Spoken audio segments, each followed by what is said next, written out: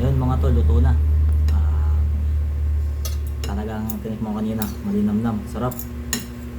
Kaso tag-ulan na, din tayo nakagawa ng marami. Susunod sa tag-araw, gagawa tayo ng marami. Sarap pala. Saka ano eh, yung pinost ko yun, ang dami rin nag-comment na matatanda, masarap nga daw. Ayan na si Mrs. Titikman ni Mrs.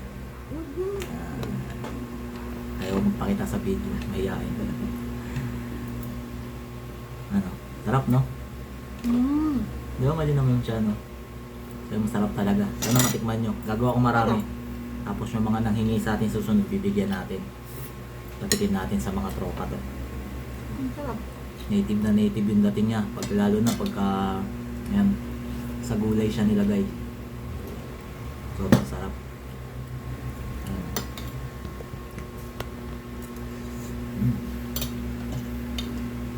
Ayan tayo. Mga kulay niya no? Ah, kulay dilaw siya. Ayan siya. Hindi mo kanina, sarap. Wala siyang asin.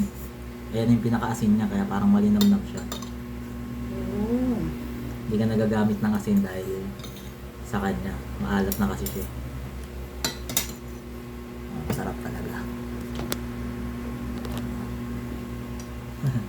Mas masarap pa siya sa fresh. Ating kitag natikman na. First bite.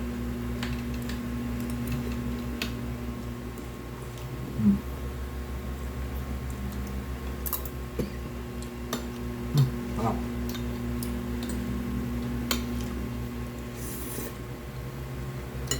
Parang din siya baboy.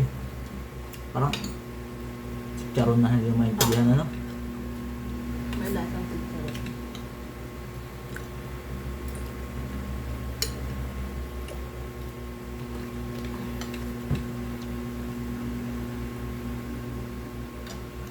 Ang kain.